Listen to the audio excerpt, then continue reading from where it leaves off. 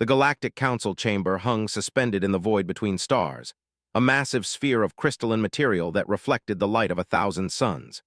Inside, representatives from 67 civilized species sat in their designated sections, their forms as varied as the stars themselves. Some breathed methane, others required crushing gravity, and a few existed as pure energy contained within magnetic fields. The translation matrices hummed constantly, converting thoughts and sounds into something approaching mutual understanding. Ambassador of the Empire shifted his forearms restlessly. His species had ruled the northern quadrant for 8,000 years, and in all that time, they had never witnessed such fear in a council session. The emergency beacon had brought them all here, away from their and territories, because of a single word that had spread through hyperspace communications like a virus. Humans. They had never heard of them before 3 cycles ago. None of the major powers had. They were newcomers, primitives who had only just discovered faster-than-light travel within the last century of their time. Their home system sat in an unremarkable spiral arm of an unremarkable galaxy, far from any major or resource-rich sectors. By all accounts, they should have remained insignificant for at least another 1,000 years, slowly developing their technology and culture until they were ready to join the greater galactic community. But something had gone terribly wrong. The ambassador floated in its containment sphere, its gaseous form pulsing with agitation. There were information brokers, traders of secrets and knowledge. They had eyes and ears in every corner of known space, which made their current state of panic all the more disturbing. When they were frightened, wise beings paid attention. The data is conclusive, this translated voice echoed through the chamber. 3 weeks ago, the Dominion launched a standard annexation fleet toward the human home system. 47 warships, including 3 dreadnoughts. The humans had been warned multiple times to submit to authority and pay the standard tribute. They refused. The as is their way decided to demonstrate the consequences of such defiance. Knew the well, they were a warrior race, brutal and efficient. Their empire had been built on the bones of hundreds of conquered species. They believed in a simple philosophy: submit or be destroyed. For 5,000 years, this approach had served them well. Their military was considered the most powerful in 3 quadrants, and few species were foolish enough to challenge them directly. The fleet arrived at the human home system, a planet they call Earth, with standard demands, the continued. Surrender, submit to occupation, and provide 20% of their industrial output as tribute. The humans transmitted a single-word response: no. A ripple of nervous chittering and humming moved through the assembled representatives. To refuse was to invite annihilation. Most species negotiated, offered compromises, sought diplomatic solutions. Very few simply said no. The fleet commander, a decorated veteran of 100 campaigns, gave the humans one standard day to reconsider. The humans used that time to evacuate their orbital stations and prepare their defenses. When the deadline expired, they attacked. Central holographic display activated, showing a 3-dimensional representation of the Sol system.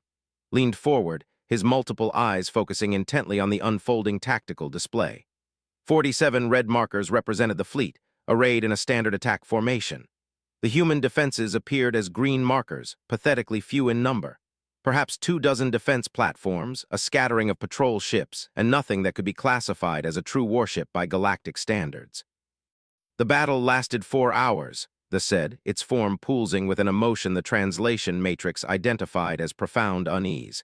They expected to overwhelm the primitive defenses within minutes. They were incorrect. The display showed the fleet advancing, their weapons systems opening fire. Plasma beams and missile salvos lanced toward Earth's defenses. The human platforms returned fire, their weapons primitive but surprisingly effective. Several ships registered damage, though nothing critical. The dreadnoughts advanced, preparing to crack the defense platforms like eggs. Then something changed on the display. A single new marker appeared, colored blue instead of green. It emerged from behind Earth's moon, accelerating at a rate that made several council members gasp.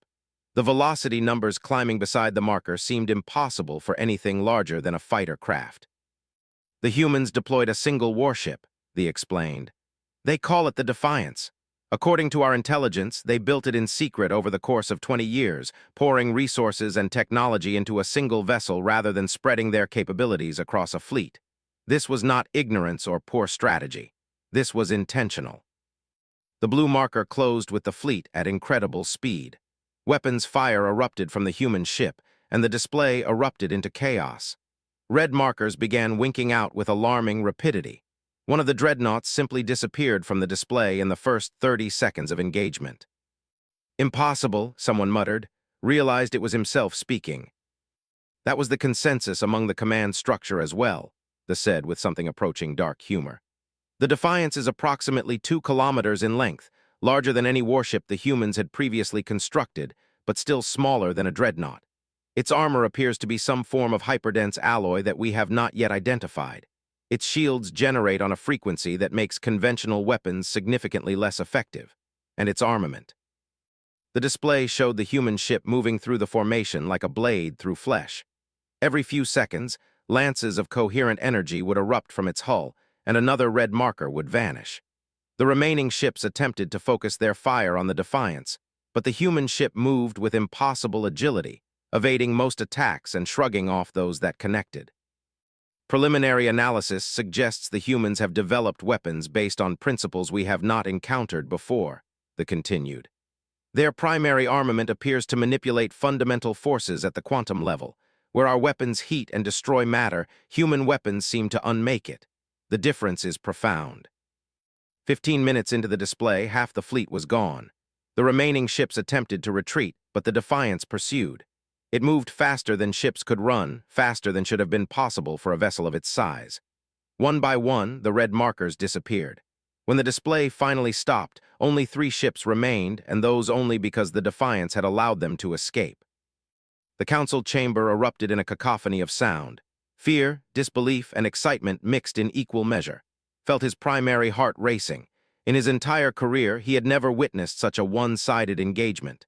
A single ship had destroyed 44 combat vessels, including 3 dreadnoughts, in less than 4 hours. Such a thing should not be possible.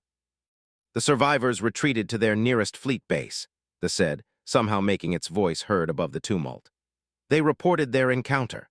The High Command, believing the survivors had exaggerated due to trauma, dispatched a second fleet. This one numbered 92 warships, including 7 dreadnoughts and the personal flagship of Admiral himself, a warrior who had never lost a battle in 400 years. The display reset, showing a new tactical situation. They had learned from their first encounter and approached with more caution. Their ships spread out to prevent the human vessel from picking them off easily. They entered the Sol system in a wide formation, scanning constantly for the Defiance. They found it waiting at the edge of the system, they said quietly. It was alone, a single ship facing an armada. The display showed the second battle, and if anything, it was more devastating than the first. The Defiance didn't wait for the to come to it. It accelerated toward them at a speed that made their defensive formations meaningless. By the time the ships could properly orient their weapons, the human ship was among them. What followed was not a battle, it was an execution. The Defiance moved through the formation like a predator among prey. Its weapons fired with perfect precision, each shot destroying or crippling a target. The returned fire with everything they had, thousands of weapons converging on the human ship, but it seemed to barely notice. Its shields flared and held. Its armor deflected what penetrated the shields, and its weapons never stopped firing. Admiral's flagship lasted longer than most, its heavier shields and armor providing some protection. But in the end, it too was reduced to expanding plasma and debris. The High Command watched through quantum-entangled communications as their greatest admiral died in fire and silence. This time the Defiance allowed no survivors. 92 ships entered the Sol system. None returned. The total engagement time was 6 hours and 17 minutes, they said into the stunned silence that had fallen over the council. A single human warship destroyed over 130 military vessels in 2 separate engagements, including 10 dreadnoughts. Casualties are estimated at over 400,000 personnel.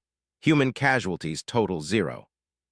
Felt something he hadn't experienced in decades, genuine fear. The Dominion was a galactic power, one of the major players in this region of space. If the humans could destroy their fleet so easily, what did that mean for the rest of the galaxy? What do we know about human military capabilities beyond this one ship? Someone asked. Recognized the voice of the collective representative, a species known for their strategic thinking. Very little, they admitted. The humans are remarkably good at keeping secrets. We know they have a home fleet of perhaps 50 vessels, most smaller than the Defiance. We know they have colonies in 4 other systems, all defended. But beyond that, our intelligence is limited. What concerns us most is the timeline. Timeline? Asked, finding his voice.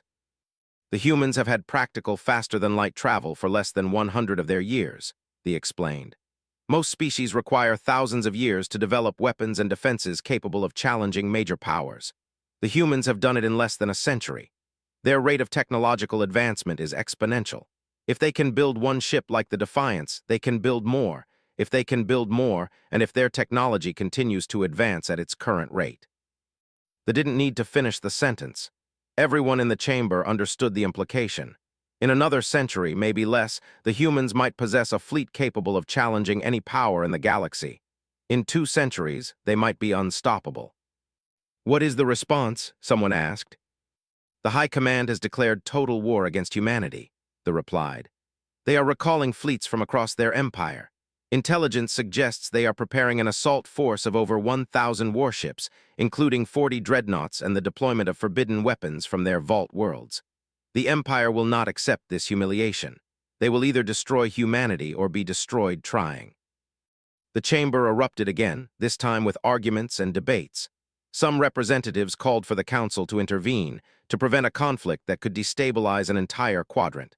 Others argued for neutrality, for letting the Inhumans settle their differences without interference. A few, noted, seemed to be calculating which side might win and how they could profit from the outcome. What do the humans want? Asked loudly, silencing the debate. Have they made any demands? Do they seek conquest, territory, resources? This form pulsed in what the translator identified as uncertainty. That is perhaps the most disturbing aspect of this situation. The humans have made no demands. They have not threatened anyone beyond the who attacked them. They have not sought allies or treaties. After destroying the Second Fleet, they transmitted a single message to all nearby systems. The central display shifted, showing the translated text of the human message. It was brief, almost absurdly so considering the context. We wish to be left alone. We will defend ourselves. Choose wisely. Read the message 3 times, trying to find hidden meanings or threats. There were none. The humans were simply stating facts. They wanted isolation. They would fight if attacked. That was all. What kind of species fights like that but seeks no conquest? Wondered aloud. One we do not understand, they replied. And that, Ambassador, is why we should all be very, very concerned. The humans have demonstrated that they can destroy any fleet sent against them. They are about to test whether they can do it again on a larger scale. And depending on the outcome of that test, every government, every empire, every collective in this galaxy is going to have to answer a very important question. What question? Asked, though he suspected he already knew. Do we try to make friends with humanity, or do we start building bigger ships? The council session continued for another 6 hours, but no consensus was reached. Some species voted to send diplomatic missions to Earth, hoping to establish communication before the launch their massive assault. Others voted to fortify their borders and prepare for whatever came next. The representatives, their honor-demanding action, stormed out of the session, vowing that human arrogance would be punished with extinction. Remained in the chamber long after most representatives had departed. He stared at the tactical displays, replaying the battles in his mind. A single ship, one warship against fleets that should have crushed it like an insect. And it had won so completely that it seemed like a work of fiction rather than recorded fact. His assistant, a younger named, approached quietly. Ambassador, your shuttle is waiting. We should return to the embassy. Said without turning from the displays. In your studies, did you ever encounter a species that developed this quickly? That went from primitive chemical rockets to fleet-killing warships in less than a century. No, Ambassador. The historical records show no parallel. Most species require 10,000 years or more to reach such capability. Then we are witnessing something unprecedented, said quietly. The emergence of a species that breaks all our established patterns and models, a species that builds one ship capable of destroying 100, a species that seeks isolation rather than expansion. What will you recommend to the Empire? Asked. Turned away from the display, his multiple eyes meetings. I will recommend that we do something the Empire has not done in 8,000 years. I will recommend that we be very, very polite to our new neighbors. Because if the humans can build one Defiance, they can build 1,000. And if they ever decide they don't want to be left alone anymore, I do not think anyone in this galaxy will be able to stop them. The two left the council chamber, leaving the displays running. The blue marker representing the Defiance sat motionless on the tactical screen, a single point of light that had somehow changed the balance of power in an entire galaxy. Somewhere in the Sol system, that ship and its human crew waited, watching the stars, ready to defend their home against whatever came next. And across known space, military planners and government officials were beginning to realize that the galaxy had just become a much more dangerous place. Not because humanity sought war, but because they had proven they could win it. Captain Sarah stood on the bridge of the Defiance, her eyes scanning the holographic displays that surrounded her command chair. The bridge was quiet, the soft hum of advanced systems the only sound breaking the silence.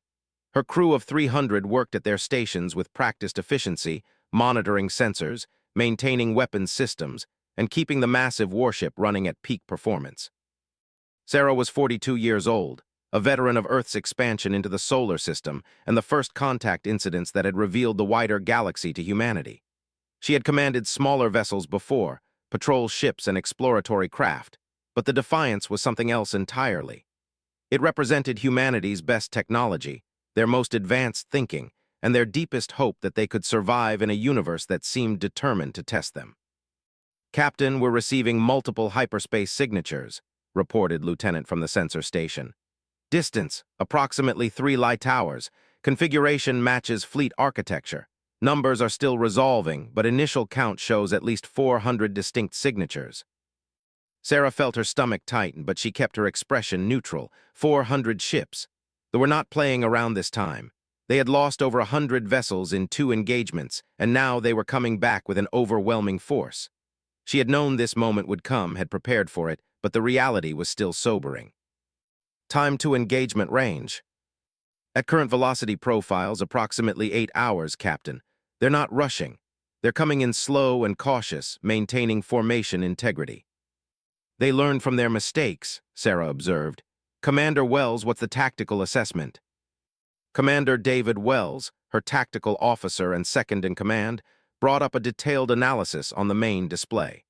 Wells was a genius at reading battle patterns and predicting enemy behavior. He had been instrumental in planning their strategies for the first 2 engagements. They're using a dispersed wave formation, Wells said, highlighting sections of the approaching fleet. Each wave contains approximately 80 ships in a sphere pattern. They're spacing the waves 10,000 kilometers apart. It's designed to prevent us from engaging the entire fleet at once. If we attack the first wave, the others can maneuver and catch us in a crossfire. If we wait, they can consolidate and surround us. Smart, Sarah admitted. They're treating us like a real threat now instead of an annoying primitive. What's our advantage? Speed and firepower, Wells replied immediately. The Defiance can outmaneuver anything they have. Our weapons can punch through their shields in 1 or 2 shots, and our own shields have held up against everything they've thrown at us. The problem is numbers. If they can force us into an extended engagement, eventually they'll land enough hits to do real damage. And if they deploy their siege weapons at standoff range, they could bombard Earth's defenses while we're engaged with their main fleet.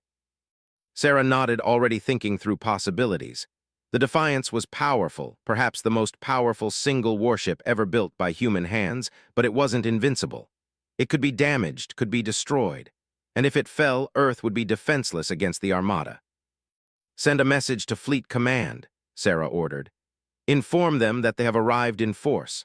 Request that all defense platforms be brought to full readiness and that the civilian population continue evacuation protocols to the shelters. Time to execute Defense Plan Omega. Message sent, Captain.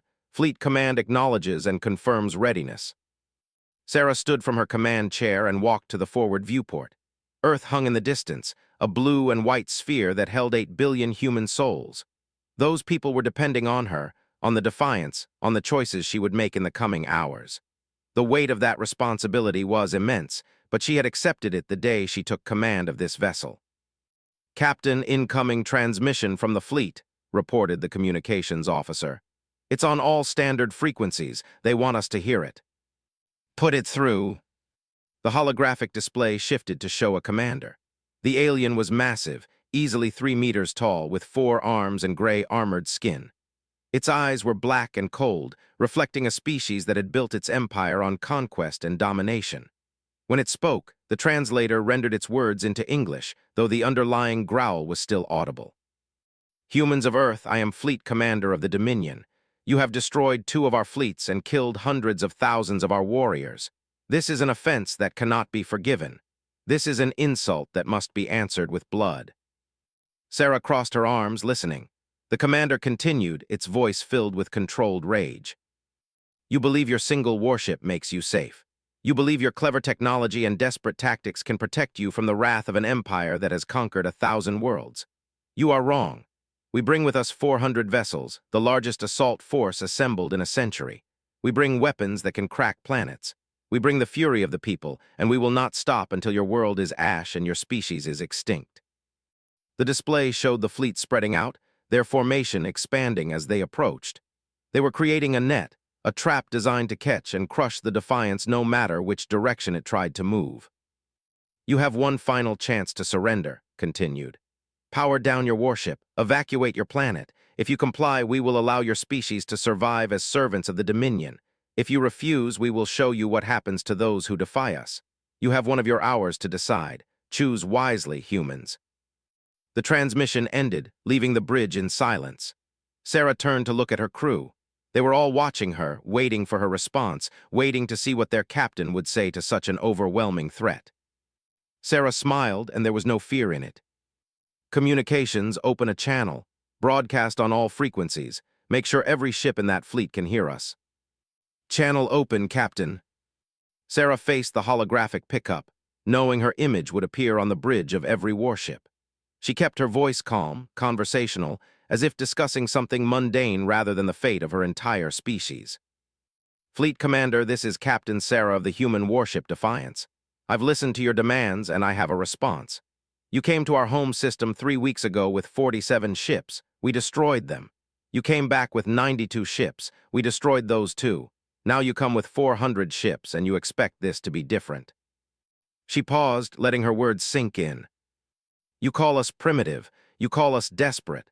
But you're the ones who keep sending larger fleets because you can't accept that you lost. You're the ones who can't comprehend that maybe, just maybe, you attacked the wrong species. So here's my answer to your demands, Commander." Sarah's smile faded, replaced by an expression of absolute determination. "Come and try. Earth is our home. Humanity is our family. And the Defiance was built for one purpose, to protect both from anyone arrogant enough to threaten them. You want a fight, you've got one, but don't say we didn't warn you." She made a cutting gesture, and the communications officer closed the channel. The bridge crew erupted in cheers and applause, their morale boosted by their captain's defiance. Sarah let them celebrate for a moment before raising her hand for silence. "All right, people, we have work to do. Commander Wells, what's the plan?" Wells brought up a complex tactical diagram. "The formation is designed to trap us, but it has weaknesses. The spacing between waves means we can engage each one separately if we move fast enough. I recommend we target the second wave first, not the lead wave. They won't expect that, and it'll force them to break formation to respond." "Sensors show weapons charge in progress on all vessels," reported. "They're powering up everything they have. Heavy plasma cannons, missile tubes, kinetic accelerators. They're not holding anything back." "Neither are we," Sarah said. "Tactical, bring all weapons online, reactors to maximum output, shields to full power. Helm, plot an intercept course for the second wave, but make it look like we're heading for the first. I want them committed to the wrong response before we change direction." "Aye, Captain." The Defiance's systems hummed with increasing power. The ship's fusion reactors, operating on principles decades ahead of any other known technology, fed energy into weapons systems that could tear apart reality at the quantum level. The shields, a breakthrough in field manipulation that had required years of theoretical work and testing, created a defensive barrier capable of deflecting almost any conventional weapon. But what made the Defiance truly formidable was its AI-assisted combat system. Human reflexes and decision-making guided the ship, but the tactical computer could track thousands of targets simultaneously, predict enemy movements, and coordinate offensive and defensive systems with perfect precision. It was the marriage of human creativity and machine efficiency, and it gave the Defiance capabilities that seemed almost supernatural to observers. "Captain, the fleet is adjusting formation," reported. "They're consolidating the first two waves, probably in response to our course. They're trying to mass their firepower." "Perfect," Sarah said. "That's exactly what we want them to do. If they bunch up, our weapons become more effective. Helm, maintain current heading until we're in range, then execute evasion pattern Delta 7 and come around to hit them from their flank." "Pattern loaded and ready, Captain." The hours crawled by as the two forces closed with each other. Sarah watched the tactical display, noting every adjustment they made, every shift in their formation. They were good, she had to admit. Their commanders knew their business, and they were adapting their tactics based on what they had learned from the previous engagements. But they were still thinking in terms of conventional warfare, fleet against fleet, numbers and firepower deciding the outcome. The Defiance was designed to break those rules. "Weapons range in 5 minutes, Wells reported. "All systems are nominal. Targeting solutions are locked for the first 37 priority targets." "Very good, wait until they open fire first. I want them committed." The fleet continued its advance. The lead wave now merged with what had been the second wave, creating a dense sphere of warships bristling with weapons. They were confident, Sarah could tell. They believed that sheer numbers would overwhelm the single human ship. They had probably never encountered a situation where more ships didn't mean automatic victory.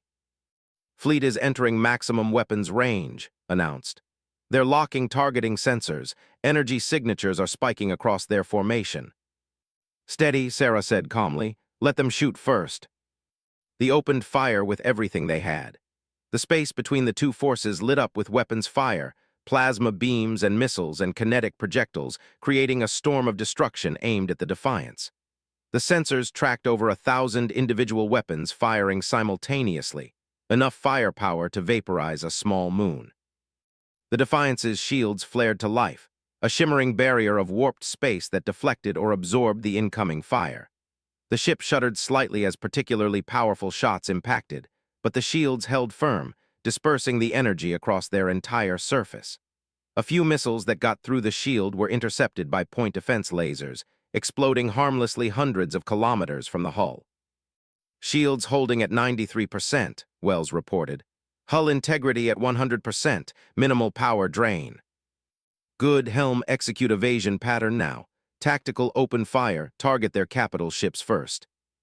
The Defiance suddenly accelerated, moving with an agility that seemed impossible for a ship of its size. It slipped sideways through space, evading the concentrated fire from the formation, and then curved around to attack from an unexpected angle. As it moved, its weapons came to life. The main cannons, mounted along the ship's spine and flanks, fired coherent beams of energy that seemed to tear holes in reality itself. Where they struck shields, those barriers simply ceased to exist, and the beams continued through armor and hull as if they weren't there. Ships died in seconds, their reactors exploding in brilliant flashes that briefly illuminated the battlefield. The missile tubes launched salvos of hunter-killer drones, small autonomous craft that accelerated toward vessels and detonated with enough force to crack heavy armor. The point defense systems, designed to protect the Defiance, also served as offensive weapons at close range, their rapid-fire lasers cutting through fighter screens and smaller vessels like scissors through paper. Sarah watched the tactical display as the Defiance tore into the formation. The enemy ships were trying to adjust, trying to bring their weapons to bear on the fast-moving human warship, but they were too slow. The Defiance was already past them, already engaging targets on the other side of their formation, its weapons never stopping. "First wave is suffering heavy casualties," Wells reported, his voice filled with satisfaction. 58 ships destroyed, another 20 damaged and withdrawing. They're trying to collapse the formation inward, trap us in the center. "Don't let them, Helm, keep us moving. Never stay in one place for more than 10 seconds. Tactical, prioritize their command ships. Take out their coordination and they'll fall apart." The battle became a deadly dance, the Defiance moving through the fleet like a shark among schools of fish. Every few seconds, another enemy ship died. They tried everything, surrounding the human ship, focusing all their fire on a single point, attempting to predict its movements and fire ahead of it. Nothing worked. The Defiance was always somewhere else, always a step ahead, its weapons claiming more victims with each passing minute. Captain, the third and fourth waves are moving to engage, warned. They're coming in fast from multiple vectors. They're going to try to overwhelm us with sheer numbers. Sarah nodded. This was the critical moment.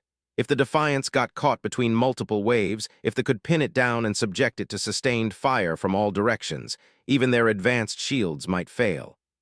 This was the test that would determine whether one ship, no matter how powerful, could truly defeat an armada. Commander Wells, Sarah said quietly, remember what we discussed during the planning sessions, the contingency for overwhelming numbers. Wells smiled grimly. Yes, Captain, you want to use the Nova Pulse. I want to use the Nova Pulse, power it up. The Nova Pulse was the Defiance's ultimate weapon, a device that had been theoretical until 6 months ago. It used the ship's reactors to generate a massive burst of energy in all directions simultaneously, creating an expanding sphere of destructive force that would vaporize anything within a certain radius. The problem was that it required 30 seconds to charge and left the ship vulnerable during that time.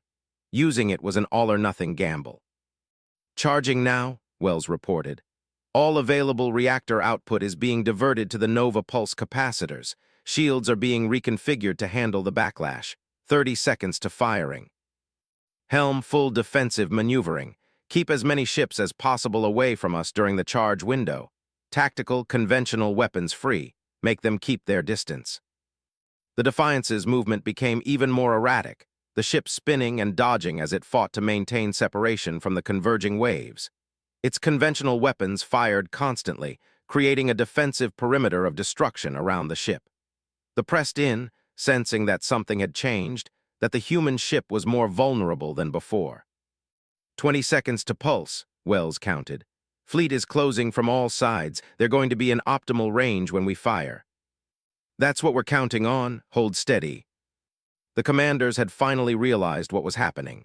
Their ships began to retreat, trying to gain distance from the Defiance, but they were too close, too committed to their attack. The human ship had led them into a trap, and now it was about to spring shut.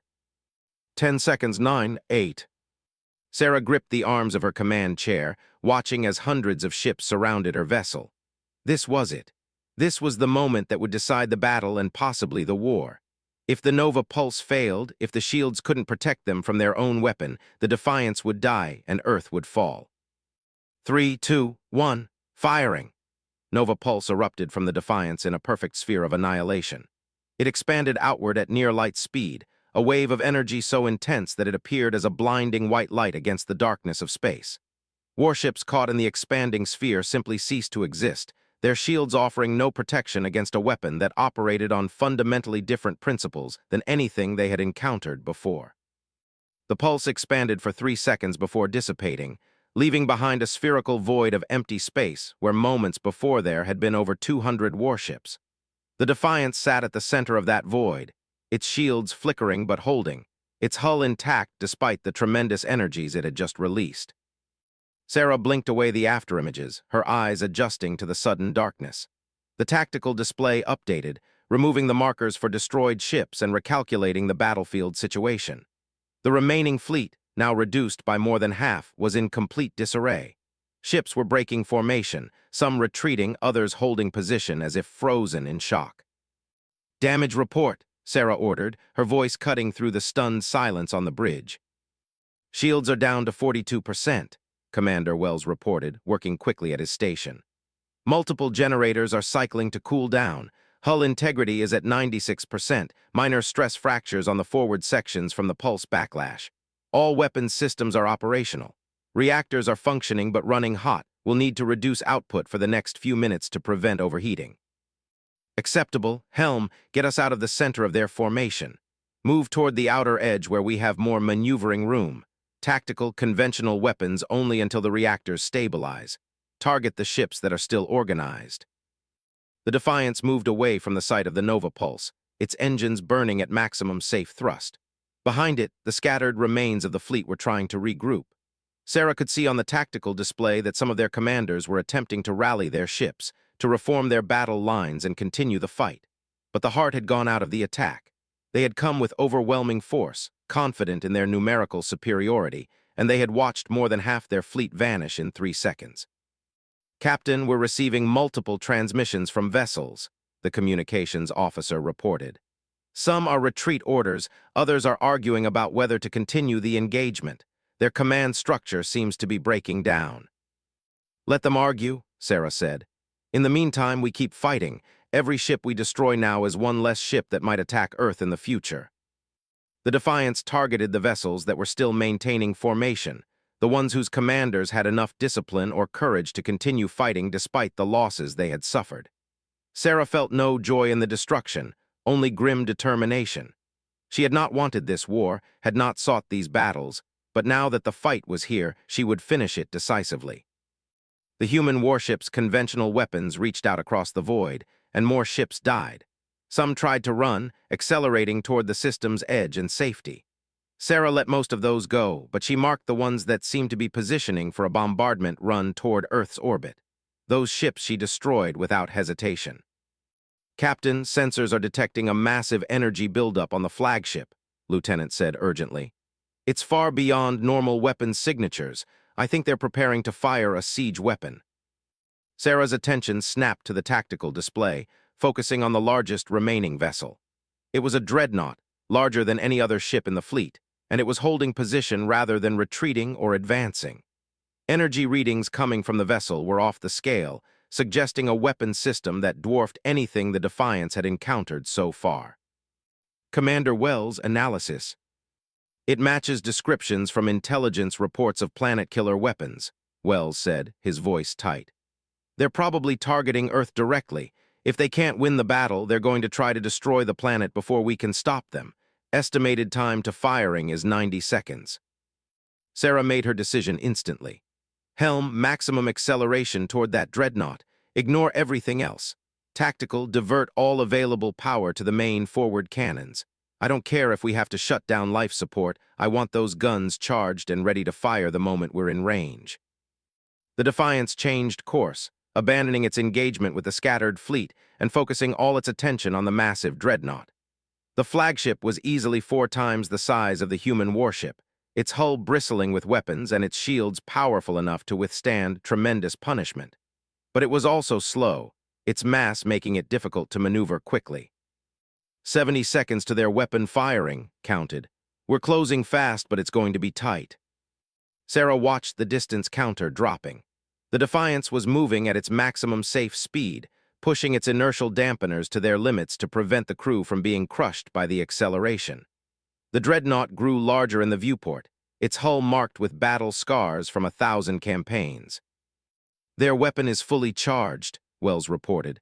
They're targeting Earth. If they fire, there's nothing between that beam and our. How long until we're in effective range for the main cannons? 20 seconds, Captain. Time until they fire? 30 seconds, but that's an estimate. They could fire earlier if they detect our approach. Sarah gripped the arms of her command chair. 20 seconds to get into range, 10 seconds of vulnerability while they could fire their planet killer at any moment. It was a race, and the fate of billions hung in the balance. Helm, transfer all shield power to forward shields. Strip the aft and lateral generators completely. If they shoot at us from behind or the sides, we're dead anyway. Put everything we have in front. Aye, Captain. Forward shields now at 200% of normal power. The Defiance closed with the dreadnought, its forward section now enclosed in a shimmering barrier of concentrated defensive energy. Point defense weapons opened fire, their cannons tracking the approaching human ship and sending streams of plasma toward it. Most of the shots were deflected by the enhanced forward shields, but a few penetrated, scorching the hull armor. 10 seconds to optimal firing range, Wells counted. Main cannons are charged and ready, target lock is established. Captain, the vessel is showing massive energy surge, warned. They're firing their weapon now. Sarah saw it on the display. The dreadnought's main weapon, a massive cannon that ran the length of its forward section, began to glow with terrible power.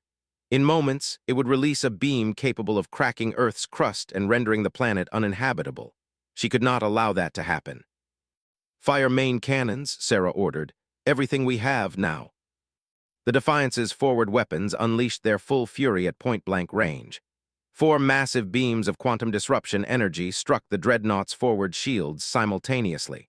The shields, powerful though they were, could not withstand such concentrated force at such close range. They collapsed in a shower of energy, and the beams continued through to the hull. The beam struck the dreadnought's main weapon just as it was reaching critical charge. The result was catastrophic. The planet-killer cannon exploded. The energy it had built up released uncontrollably inside the ship's own structure. The dreadnought's forward section simply disintegrated, vaporized by its own weapon. Secondary explosions rippled through the vessel as reactors lost containment and ammunition stores detonated. The Defiance shot through the expanding debris field, its shields taking hits from shrapnel and fragments but holding together.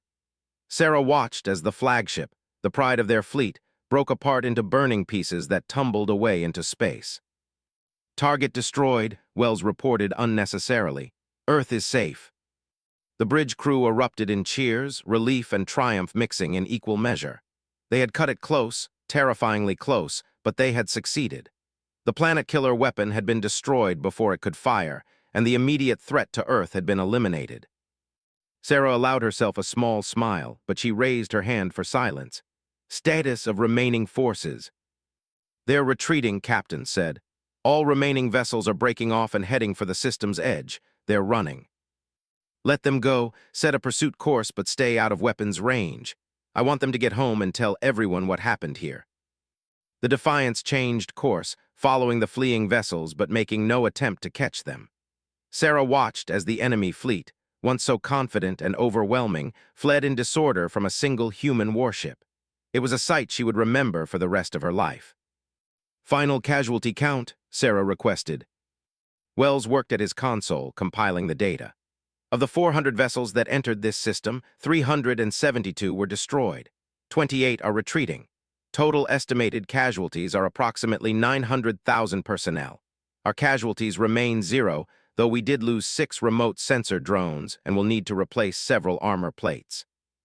Sarah nodded slowly. 0 casualties. The Defiance's advanced automation and defensive systems had protected every member of its crew through the most intense engagement any of them had ever experienced. But she knew that the human cost of this war could not be measured only in lives lost aboard warships. They had threatened to destroy Earth itself, and even though that threat had been stopped, the fear and trauma of knowing how close they had come would remain with the population for years. "Communications, send a message to Fleet Command. Inform them that the assault has been repelled and that the threat to Earth has been eliminated. Provide full tactical logs and sensor data for analysis." "Message sent, Captain. Fleet Command is responding. They're ordering a full stand-down of defense platforms and recalling all militia vessels. They're also asking if you need any assistance with repairs." "Tell them we're fine. The Defiance took some minor damage, but nothing critical. We'll conduct repairs in orbit and remain on station in case they decide to try again." Sarah stood from her command chair and walked to the forward viewport. Earth hung in the distance, peaceful and beautiful, unaware of how close it had come to annihilation. 8 billion people down there owed their lives to the crew of this ship, to the engineers and scientists who had built it, to the politicians and military leaders who had authorized its construction over 20 years ago. "Captain, we're receiving a priority transmission from Earth," the communications officer said. "It's from Admiral at Fleet Command. He's requesting a direct channel." "Put him through." The holographic display shifted to show Admiral James, the commander of Earth's defensive forces. He was an older man, his hair gray and his face lined with the stress of recent weeks. But at this moment he was smiling, and Sarah could see tears in his eyes. "Captain, on behalf of every person on Earth, I want to thank you and your crew. You've saved us. You've saved all of us." "Just doing our job, Admiral," Sarah replied, "though I'll admit it was closer than I would have liked. I've been watching the tactical feeds. My God, Sarah, I've never seen anything like it. A single ship against 400, it shouldn't have been possible." "They made the mistake of underestimating us," Sarah said.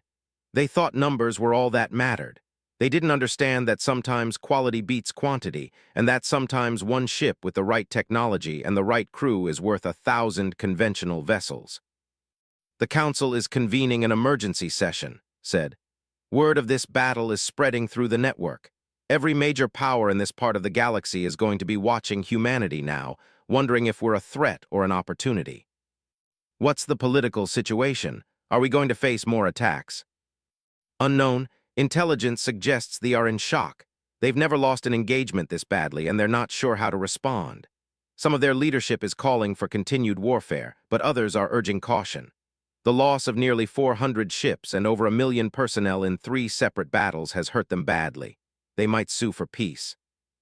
Or they might come back with even more ships, Sarah said. We can't assume this is over. Agreed, which is why I'm ordering the Defiance to remain on high alert. You're Earth's first and best line of defense, Captain.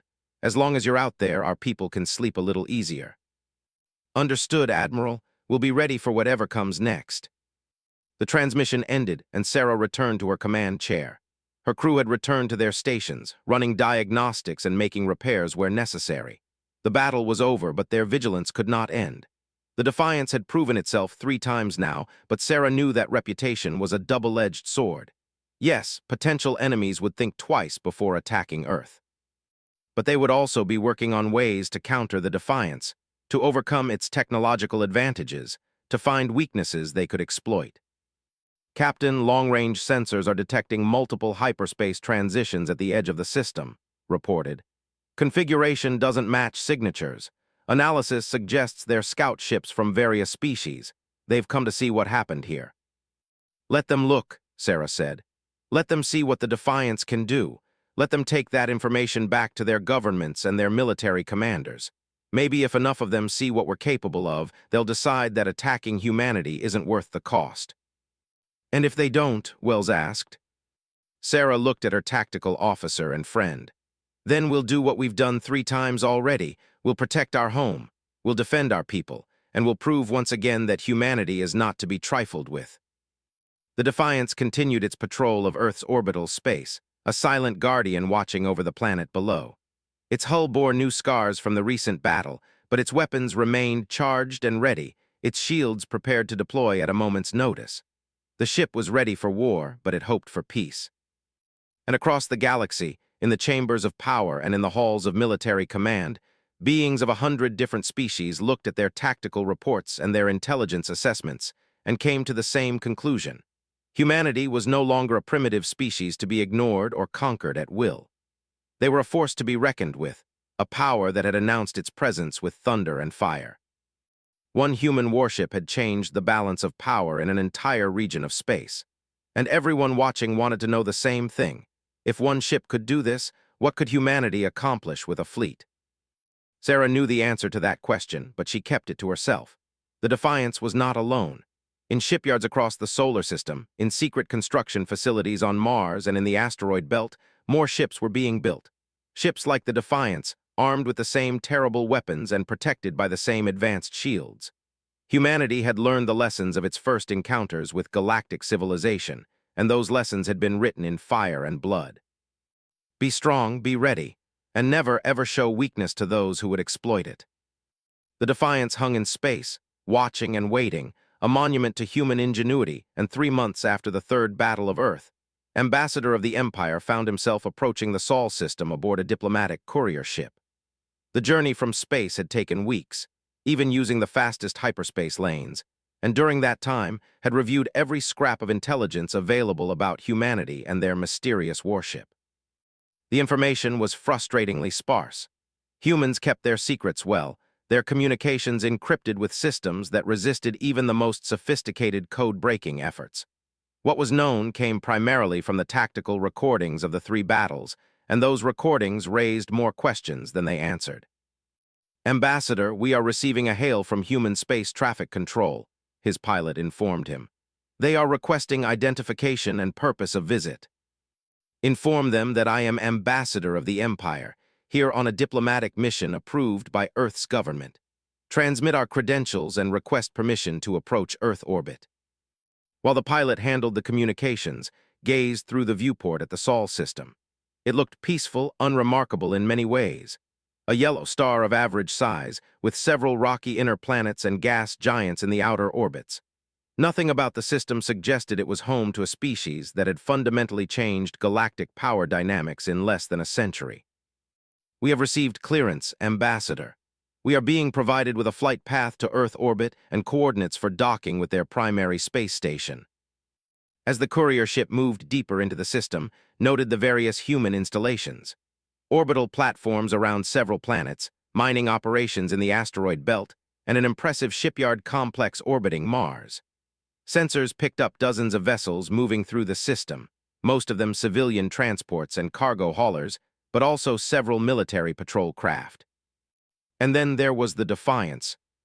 The human warship hung in high Earth orbit, its hull reflecting the light of Sol. Even from this distance, could see that it was massive, larger than most capital ships in the fleet. Its design was angular and aggressive, with none of the flowing curves preferred by most species. It looked dangerous, a weapon given physical form. Ambassador, the humans are asking if you would like a close pass of their warship before proceeding to the space station. Was surprised by the offer. Most species kept their military secrets closely guarded, especially from potential rivals. That the humans were offering to let him see the Defiance up close suggested either remarkable confidence or a complete lack of concern about his observations. Accept their offer. I would very much like to see this vessel that has caused such disruption to the galactic order. The courier ship altered course, approaching the Defiance under the guidance of human traffic control. As they drew closer, the sheer scale of the warship became apparent. Had reviewed the technical specifications from intelligence reports, but seeing it in person was different.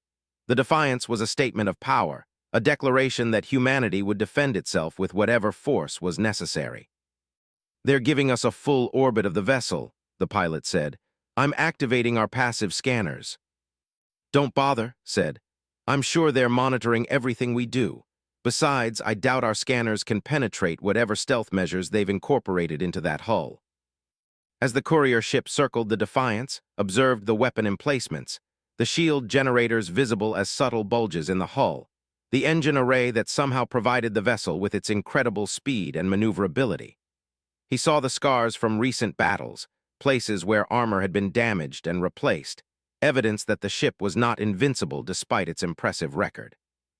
But most importantly, he saw the crew. Through the transparent sections of the hull, he could see humans moving about, working at their stations, maintaining their ship.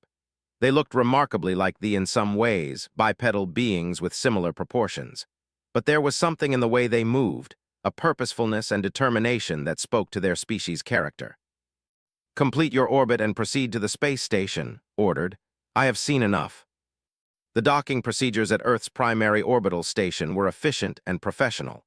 Was met by a human diplomatic, a young woman named Jennifer Torres who spoke passable and seemed genuinely pleased to meet him. "Ambassador, welcome to Earth orbit. We're honored to host the first formal diplomatic mission from the Empire. If you'll follow me, I'll escort you to your quarters where you can rest before your scheduled meeting with our Secretary of State." "Thank you, Torres, but I wonder if I might make an unusual request." "Of course, Ambassador. What do you need?" "I would like to meet with Captain Sarah of the Defiance, if such a meeting can be arranged." Torres paused, clearly surprised by the request. "That's highly irregular, Ambassador. Captain is a military officer, not a diplomat. Meetings with foreign dignitaries are not typically part of her duties." "I understand, but I believe it would be valuable for both our peoples if I could speak with her. She is, after all, the person who has most directly shaped current perceptions of humanity's military capabilities. If I am to advise my government on how to proceed with our relationship with Earth, I should understand the thinking of those who command your defenses." Torres considered this for a moment, then nodded. "I'll transmit your request to Fleet Command. I can't promise anything, but I'll do my best to arrange it." To his surprise, approval came within the hour. Captain would receive him aboard the Defiance the following day. In the meantime, he was free to explore the human space station and prepare for his formal diplomatic meetings.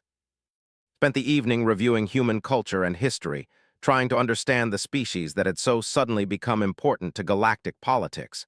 What he found was fascinating, and more than a little disturbing.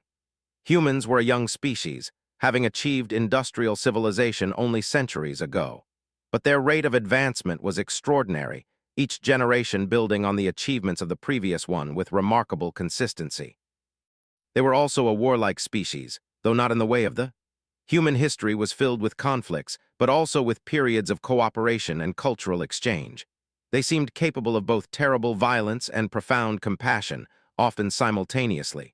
Their literature and art explored themes of heroism and sacrifice, of defending the weak and standing against tyranny.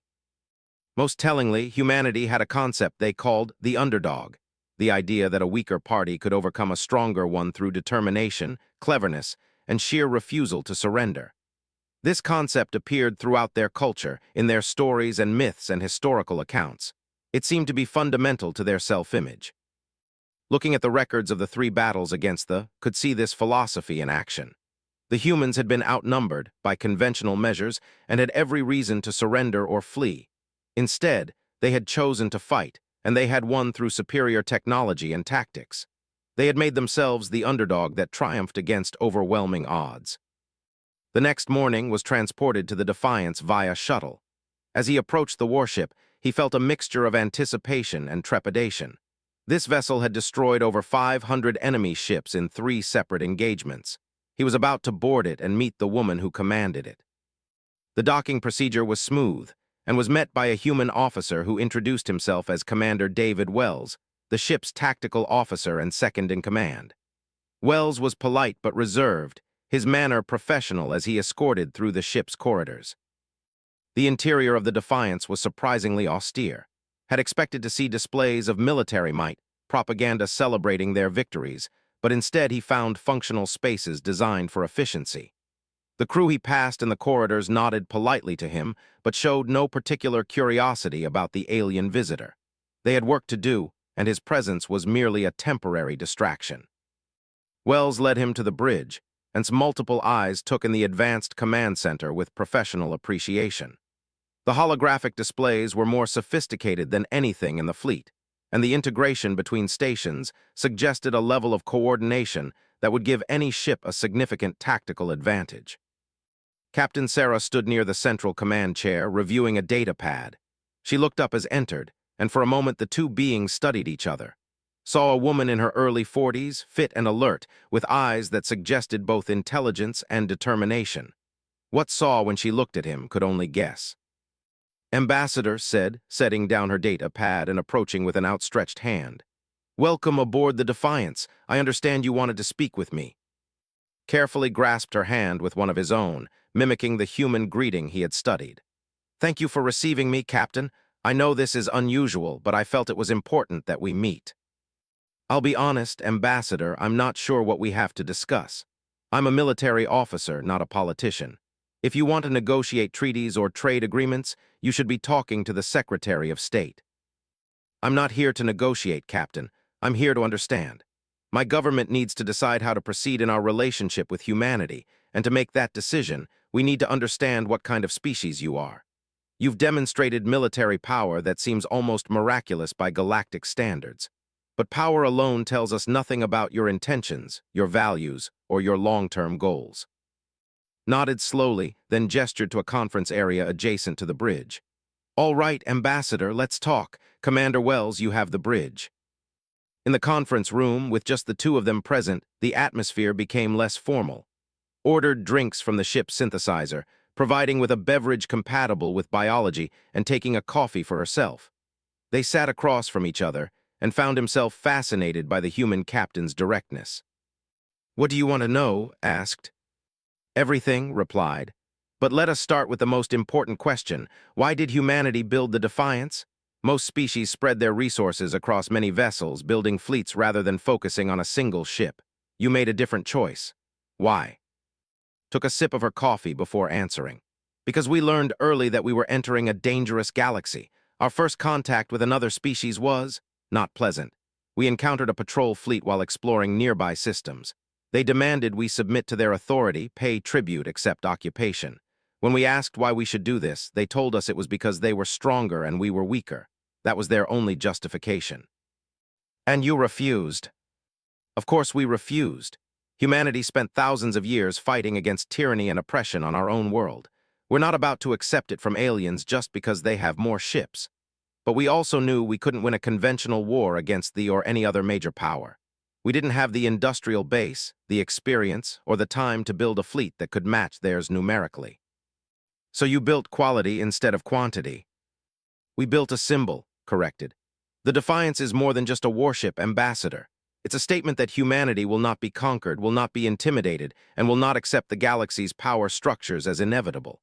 We poured our best technology, our finest thinking, and our deepest commitment into this one vessel.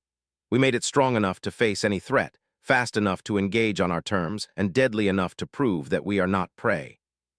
Listened carefully, understanding dawning. You wanted to change the galactic perception of humanity with a single dramatic demonstration. Exactly. If we had built 100 smaller ships, they would have sent 200. If we built 200, they would have sent 500. It would have become an arms race we couldn't win. But by building one ship capable of defeating an entire fleet, we changed the equation. Now potential enemies have to ask themselves, if one human ship can do this, what could a fleet accomplish? And the answer scares them enough that most would rather find a peaceful solution. Most noted, but they came 3 times, each time with more ships. They are stubborn and proud. They couldn't accept that they had been beaten by what they considered primitives, but even they have their limits. Our intelligence suggests that after their last defeat, internal pressure forced their leadership to reconsider the war. They've started calling for peace negotiations. And if they hadn't, if they had continued to escalate, his expression hardened. Then we would have continued to defend ourselves. The defiance is powerful, but it's not invincible. We know that. If they had kept coming, eventually they might have found a way to overwhelm us. But by that time, we would have completed construction on the next generation of ships. We're already building more vessels like the Defiance Ambassador. This ship bought us time, and we're using that time to ensure that humanity can defend itself against any threat. Felt a chill run through his body. More ships like the Defiance. A fleet of vessels, each capable of destroying hundreds of enemies. If humanity continued to advance at its current rate, in a century they might possess military power rivaling any galactic empire. "You're frightening the galaxy, Captain," said quietly. "Every species that has received reports of your battles is asking the same question. What do the humans want? Are you going to be content with defending your territory, or will you eventually start expanding, conquering, building an empire of your own?" Met his eyes directly. "We want what every species wants, Ambassador. Safety, prosperity, and the freedom to pursue our own path. We have no interest in conquest or empire building. We've seen what that looks like from the inside, and it's not who we want to be. But we will defend ourselves, our allies, and our values against anyone who threatens them. If that makes us frightening, so be it. Better to be feared and left alone than to be weak and conquered. And yet you must know that your actions have consequences beyond your immediate defense. By demonstrating such overwhelming military power, you've disrupted the balance of power that has maintained relative stability in this region for thousands of years. Powers like the built their empires on the assumption that force determined right. You've challenged that assumption, and not everyone will appreciate it." "Good," said firmly. "That assumption was wrong and cruel. The strong shouldn't be able to prey on the weak simply because they can. If our existence challenges that paradigm, if our success in defending ourselves makes other species reconsider their aggressive policies, then we've done more than just protect Earth. We've started to change the galaxy for the better." Was silent for a long moment, considering her words. This was not the response of a typical emerging species. Most young civilizations either sought to emulate the established powers or tried to avoid their attention entirely. Humanity was doing neither. They were challenging the fundamental assumptions of galactic civilization, and they had the power to make that challenge stick. "May I ask you a personal question, Captain?" "Go ahead." "When you face an enemy fleet, when you know that the next few hours might determine the survival of your species, what do you feel?" Thought about this, her expression distant. Fear at first. Anyone who says they don't feel fear in combat is either lying or broken. But then the training takes over the focus on the task at hand. I think about my crew, about the people on Earth depending on us. And I remember why we built the Defiance in the first place.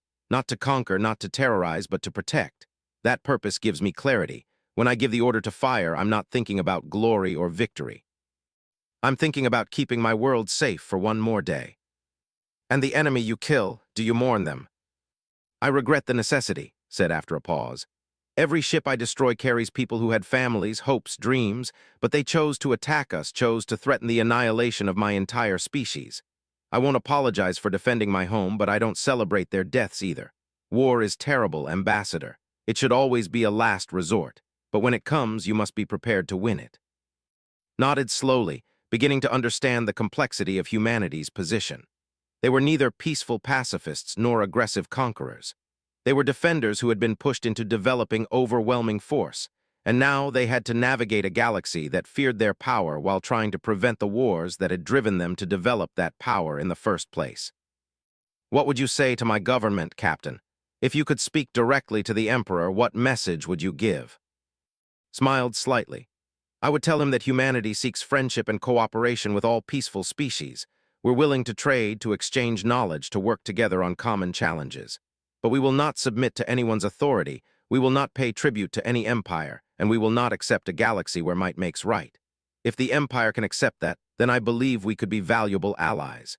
If not, then we'll remain polite neighbors with very strong fences." "A fair answer," acknowledged. "Though I suspect some in my government will see that as arrogance from a species that has only just joined the galactic community." "Then they're welcome to test us like the did," said, her voice hardening slightly. "But I wouldn't recommend it." The meeting continued for another hour, with asking about human culture, philosophy, and long-term goals. Answered honestly, neither exaggerating human capabilities nor downplaying their determination to remain free. By the time left the Defiance, he had a much clearer picture of humanity and what they represented. They were dangerous, yes, but not in the way they were dangerous. Humanity was dangerous because they refused to accept the status, because they had proven that the established order could be challenged, and because they possessed both the power and the will to back up that challenge. As his shuttle returned to the space station, looked back at the Defiance one final time. That single warship had changed everything. It had proven that one vessel with superior technology and determined crew could defeat forces that should have crushed it. And in doing so, it had announced to the galaxy that a new power had emerged, one that would not be ignored, intimidated, or conquered. 6 months after Ambassador's visit to Earth, the Galactic Council convened for what many were calling the most important session in 5,000 years. The great crystalline chamber was filled to capacity, with representatives from every major power and dozens of smaller civilizations in attendance. The agenda contained only one item: the formal recognition of humanity as a sovereign galactic power and the establishment of protocols for interaction with Earth and its territories. Captain Sarah stood in a designated area near the center of the chamber, feeling profoundly out of place. She was not a diplomat, had never wanted to be one, but Earth's government had insisted she attend this session. The Defiance and its victories had made her famous throughout the galaxy, and her presence would carry more weight than any politician's words. Secretary of State Harrison stood beside her, prepared to handle the actual negotiations and discussions. Harrison was a skilled diplomat with decades of experience, but even she seemed nervous about addressing the assembled powers of the galaxy. "Just remember," Harrison whispered to Sarah, "let me do most of the talking. You're here as a symbol, a reminder of what humanity can do. Sometimes the threat of action is more powerful than action itself." Sarah nodded, understanding the strategy even if she disliked it. She was a warrior, not a chess piece in diplomatic games. But if her presence here helped secure a peaceful future for humanity, she would play whatever role was necessary. The session began with the ambassador presenting a comprehensive analysis of humanity's military capabilities, technological advancement, and potential threat assessment. The report was thorough and fair, acknowledging both humanity's impressive achievements and their limited industrial base compared to established powers. When it concluded, the chamber filled with discussion and debate. "The facts are clear," a representative from the collective stated. "Humanity possesses military technology significantly in advance of their general development level. The Defiance represents a quantum leap in weapons and defensive systems. We must determine whether this poses a threat to galactic stability." "Threat," the ambassador rose, his voice filled with barely controlled anger. "They have destroyed over 500 of our vessels. They have humiliated the Dominion before the entire galaxy. They have proven that they possess weapons capable of challenging any military force in this region. Of course, they are a threat." Ambassador stood, his forearms gesturing for calm. "The representative forgets to mention why those ships were destroyed. They attacked humanity's home system 3 separate times, demanding submission and threatening annihilation. The humans defended themselves. That is not aggression, that is survival. Survival that came at tremendous cost to our people," the ambassador shot back. "Over 1 million warriors died in those engagements. Our fleet strength has been reduced by nearly 30%. We have enemies throughout the quadrant who now see us as weakened, vulnerable. The humans have destabilized the entire region. Sarah listened to the arguments, noting how each species viewed the situation through the lens of their own interests and fears. Some saw humanity as a potential ally against traditional rivals. Others saw them as a disruptive force that needed to be contained. Still others were simply trying to calculate how to profit from the changing power dynamics. A representative from the Meridian Commonwealth, a peaceful federation of several species, requested recognition. We have reviewed the evidence extensively, and we find that humanity acted in self-defense in all three engagements. They initiated hostilities, and humanity responded with overwhelming force. However, we are concerned about the implications of their technological capabilities. The defiance represents a paradigm shift in military design. If humanity continues to develop weapons at their current rate, they could pose an existential threat to any species they choose to target. Then perhaps, Sarah found herself speaking before she could stop herself, species should choose not to become targets. The chamber fell silent, all attention focusing on the human captain. Sarah felt Secretary Harrison's warning hand on her arm, but she had already committed. She might as well finish what she had started. With respect to this council, I've listened to an hour of debate about whether humanity is a threat, about how our technology frightens you, about how we've disrupted your comfortable balance of power. But I haven't heard anyone address the fundamental issue. We didn't ask for this war. We didn't seek to conquer anyone. We were building our civilization, exploring our corner of space, and trying to understand our place in a galaxy we had only just discovered. Then they showed up and told us we had two choices: submit or die. Sarah looked directly at the ambassador. What would you have done in our position? Would you have surrendered your to foreign occupation? Would you have paid tribute to an empire that saw you as nothing more than a resource to be exploited? Or would you have fought back with everything you had? The ambassador said nothing, his black eyes glaring at her. We built the Defiance because we had to, Sarah continued, addressing the entire council now. Because we looked at the galaxy you've created, where the strong prey on the weak and call it natural order, and we decided we would rather die free than live as slaves. We developed advanced weapons because you gave us no choice, and we will continue to develop them because we've learned that in this galaxy, only the strong are allowed to exist in peace. Secretary Harrison stepped forward, trying to regain control of the situation. What Captain means to say is that humanity seeks peaceful coexistence with all species who respect our sovereignty. We have no territorial ambitions beyond our current systems. We're willing to engage in trade, cultural exchange, and mutual defense agreements with any power that approaches us in good faith. And what of those who don't approach in good faith? Asked a representative from the collective. What happens to species that you deem threatening or hostile? Will you unleash your defiance upon them as you did the? Only if they attack us first, Sarah said firmly. We're not interested in conquest or empire building, but we will defend ourselves, our allies, and any other species that asks for our protection against aggression. The galaxy you've built is one where might makes right. Well, now there's a new source of might, and we're saying that right matters too. You can either adapt to that new reality or keep trying to prove that you're stronger than us.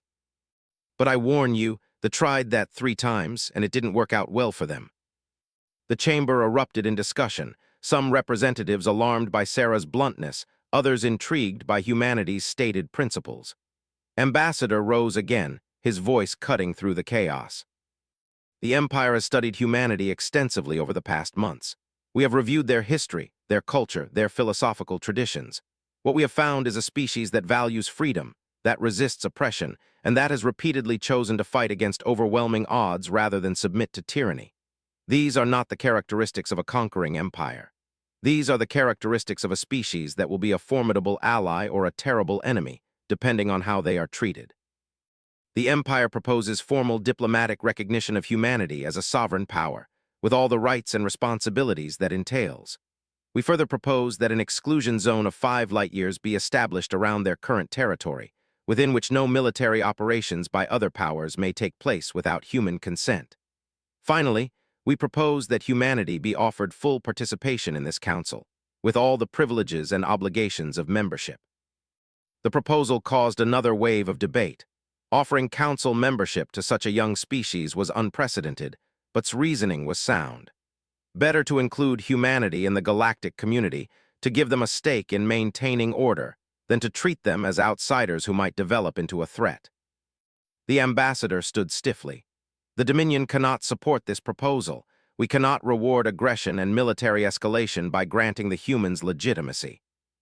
Then the Dominion can remain in a state of war with humanity, replied calmly. But I suspect your people are tired of losing fleets to a single human warship. Peace is available, but it requires accepting that humanity will not be conquered. For a long moment the ambassador stood frozen, his pride warring with pragmatism. Then, slowly, he sat down. The Dominion will abstain from the vote. We neither support nor oppose the proposal. It was as close to surrender as they were capable of offering. Sarah recognized the significance of the moment. They had built their empire on intimidation and superior force. By choosing to abstain rather than continue their opposition, they were acknowledging that humanity could not be intimidated and that their force was no longer superior. It was a profound shift in the regional power balance. The vote proceeded, with the majority of species supporting the proposal. Some did so out of genuine respect for humanity's right to exist as equals. Others did so out of fear of what might happen if humanity was driven to extreme measures. But the result was the same. When the vote concluded, humanity had been formally recognized as a sovereign galactic power, with territory, rights, and representation in the Council. Secretary Harrison handled the formal acceptance with grace and dignity, thanking the Council and promising that humanity would be a responsible member of the galactic community. Sarah stood beside her, the visible symbol of the military power that had made this moment possible. After the session concluded, Sarah found herself approached by dozens of ambassadors, all seeking to introduce themselves and establish cordial relations. She handled these encounters with as much diplomacy as she could manage, though her mind kept drifting back to the Defiance and her crew. They had won the war, but now came the harder task of winning the peace. Ambassador approached as the crowd began to thin. Captain, I wanted to congratulate you personally. Today represents a triumph not just for humanity, but for the principle that the galaxy's power structures can be changed. Thank you, Ambassador, though I suspect we have you to thank more than ourselves. Your support in the Council was invaluable. I supported what was right, said simply. The Empire has existed for 8,000 years, Captain. We have seen countless species rise and fall, empires emerge and collapse. What we have learned is that the species that endure are not always the strongest or the most numerous. They are the ones that adapt, that learn, that refuse to accept defeat even when it seems inevitable. Humanity has these qualities in abundance. What happens now? Sarah asked. We've been recognized by the Council, but that doesn't mean the threats have disappeared. There are still species out there who see us as a challenge to their power. True, but they will think carefully before acting. The Defiance has become legendary throughout this region. There are species that worship it as a symbol of resistance against oppression. Others fear it as a harbinger of change, but all of them respect it. That respect is your shield, Captain. Use it wisely.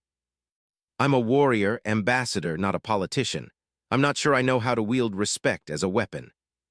His multiple eyes showed something like amusement. Then you are fortunate that your government employs skilled diplomats to handle such matters. Your role is simply to continue being what you are, the guardian of humanity, the commander of a ship that has proven itself unbeatable. That reputation will serve humanity well in the years to come. Sarah spoke for a while longer, discussing potential cooperative ventures between their species and the challenges that lay ahead. When they finally parted, Sarah felt a sense of hope she hadn't experienced since the war began. Humanity had survived its first true test in the galactic community, and they had emerged not just intact but strengthened. That evening, Sarah returned to the Defiance via shuttle. As she walked through the familiar corridors of her ship, greeting crew members who had become like family, she felt the weight of recent months beginning to lift. They had done what they set out to do. They had protected Earth, proven humanity's strength, and secured a place for their species among the stars. On the bridge, Commander Wells was overseeing the night watch. He looked up as Sarah entered, a question in his eyes. We did it, David, Sarah said simply. We're in. Full diplomatic recognition, council membership, the works. Humanity is officially a galactic power. Wells smiled, and Sarah saw the relief in his expression. So what's next, Captain? Do we go home, stand down from alert status? Sarah walked to the forward viewport, looking out at the stars. Somewhere out there were species that still saw humanity as a threat, powers that would test them again in the future. The galaxy was a dangerous place, and one warship, no matter how powerful, could not protect humanity forever. "We do what we've always done," Sarah said. "We watch, we wait, we stay ready. The Defiance bought humanity time and respect, but we have to prove every day that we deserve both. So we remain vigilant, David. We remain ready to defend our home and our people against any threat.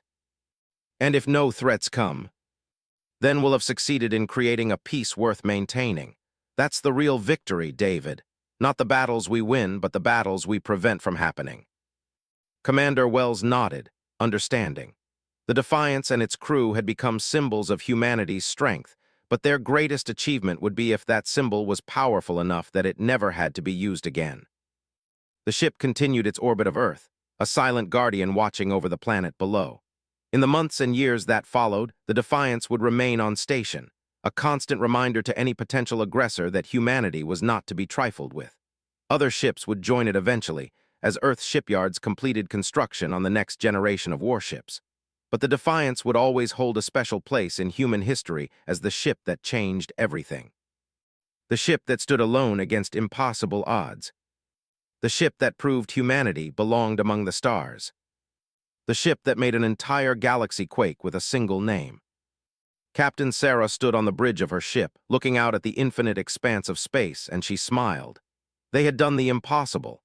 They had taken a species on the edge of extinction and turned it into a power that could not be ignored. The journey had been hard, the sacrifices real, but they had succeeded. And now, as Earth's first true guardian, the Defiance would watch over its home world and all of humanity as they ventured forth into a galaxy that was no longer quite so hostile. The age of human expansion was beginning, and it was doing so from a position of strength rather than weakness. One human warship had changed the balance of power in an entire region of space, and that was just the beginning of humanity's story among the stars. The galaxy had learned to respect Earth not through diplomacy or trade, but through the undeniable demonstration of military power wielded in defense of freedom and survival. The Defiance hung in the void, its weapons silent but ready, its shields dormant but prepared to activate in an instant. It was both a symbol and a promise. A symbol of humanity's determination to remain free, and a promise that anyone who threatened that freedom would face the same fate as the armadas. The ship's sensors continuously scanned the surrounding space, watching for threats, monitoring for unusual activity. The crew went about their duties with quiet pride, knowing that they served aboard the most famous warship in the galaxy, the vessel that had written humanity's name in the stars with fire and victory. And somewhere in the depths of space, in the chambers where galactic powers made their plans and calculated their strategies, the Defiance was always part of the equation. How many ships would it take to defeat it? Could it be done at all? Was it worth the cost of trying? These questions shaped policy and influenced decisions across dozens of star systems. One human warship had accomplished what diplomacy alone could never have achieved. It had commanded respect through strength, demanded recognition through victory, and secured peace through the threat of overwhelming retaliation. It had proven that humanity was not prey, not victims waiting to be conquered, but warriors capable of defending their home against any threat. The galaxy had quaked when the Defiance proved its power. And in the silence that followed, in the peace that descended after the storm of battle, humanity found its place among the stars. Not as conquerors or victims, but as equals who had earned their position through courage, innovation, and an absolute refusal to surrender their freedom. The Defiance remained on watch, a guardian in the darkness, a light against those who would threaten Earth and its people.